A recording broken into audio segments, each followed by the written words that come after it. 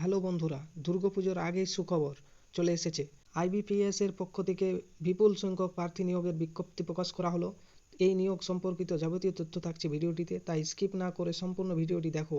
আর এরকম job ভ্যাকেন্সির information পেতে হলে আমাদের চ্যানেলটা সাবস্ক্রাইব করে নাও। তাই দেরি না করে ভিডিওটা শুরু করা যাক।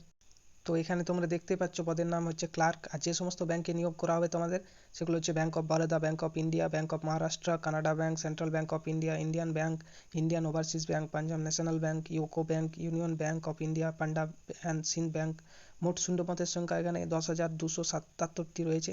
তাই তোমরা অবশ্যই ফর্ম ফিল আপ করে নেবে সবাই। শিক্ষাগত যোগ্যতা, ভারতবর্ষের যে কোনো স্বীকৃত বিশ্ববিদ্যালয় থেকে যে কোনো বিষয়ে যে গ্র্যাজুয়েট অর্থাৎ স্নাতক হলে তোমরা এই পদের জন্য আবেদন করতে পারবে, এই চাকরি পদের জন্য।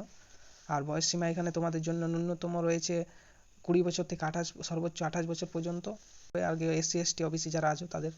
আর মাসিক বেতন এখানে দেখো 24,050 টাকা থেকে শুরু হচ্ছে। এছাড়াও অনেক কিছু সুযোগ সুবিধা রয়েছে।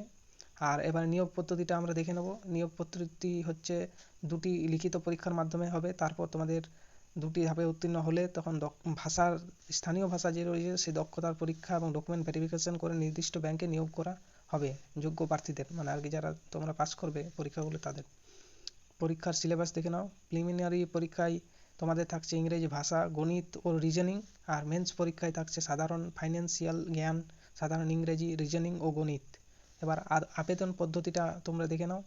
আর আবেদনের তারিখ হচ্ছে 1/8/2025 থেকে 21/8/2025 পর্যন্ত।